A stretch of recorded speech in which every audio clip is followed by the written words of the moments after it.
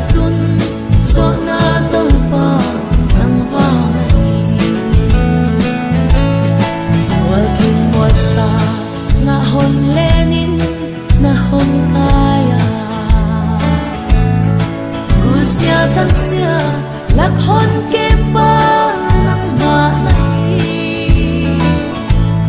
sila way na kapila ka ignahon niya kataw-taw nahon pina alam dangin at hapiin Ebenezer tutang hon pi kataw pahi hupi kasa lamdang kasa nahon pina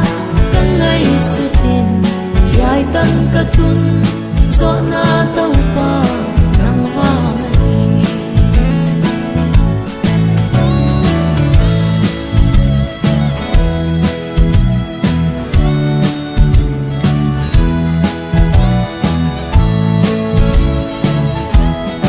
ihag na in katun so din bang maumlong kahoy na ka katan so din bang maumlaw bang higahya kataw pa kain kuante bang hilalhya yay tantana nahon tunbi at hupilwa Ebenezer tutang hon pi kataw pahi hupi kasa lamdang kasa nahon pina kangay sutin yay tan katun so na tau pa ang vangay Ebenezer tutang hon pi kataw pahi hupi kasa lamdang kasa nahon pina kangay sutin yay tan katun so na tau pa ang vangay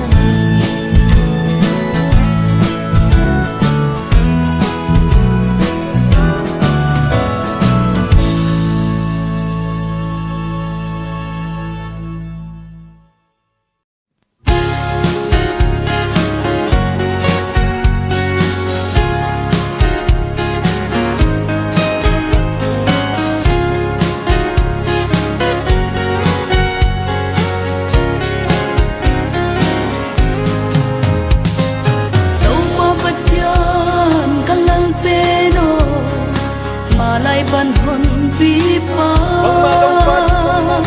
bang malaupan nung lam toa kay tandunga non pi kat bay leo nahon pida siam lo hi song len nahoy na te gaya din wan bang nahon ko la nahon pidan kangay tuain tupihin natin le nahoy na te kagil-gil siya gelin at siyan solo ang kahiya alam dang e kay tandong anon pi kagipake kapatiaro nahon pinavangin at baybele haksat late buhay sa zela at baybele lamhak sa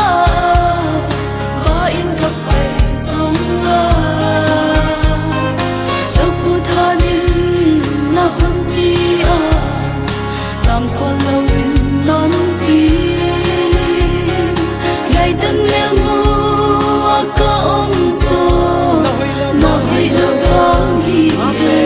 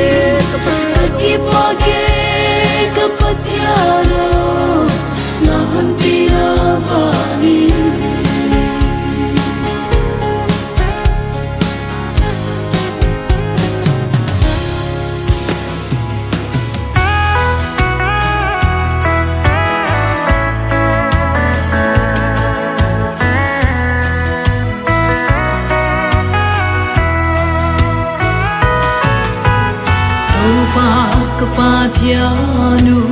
voazo na pu kim o nanga kipan hong luang hia thu pi hina telle man pha hina telle imle in a hong luang hia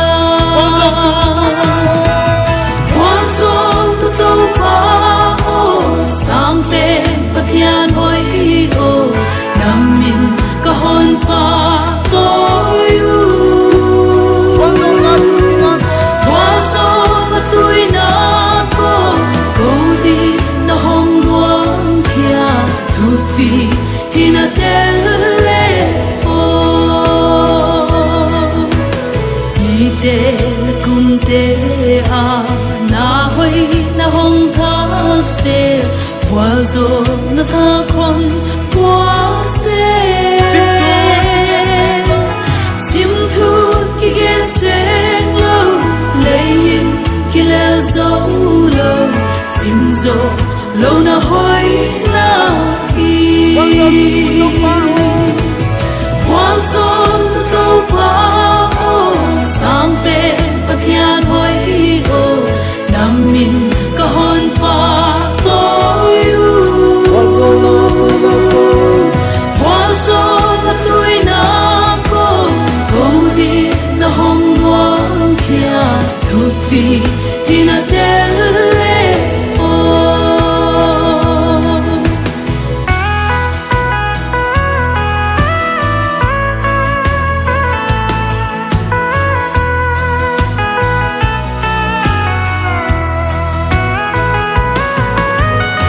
lo lo na mun te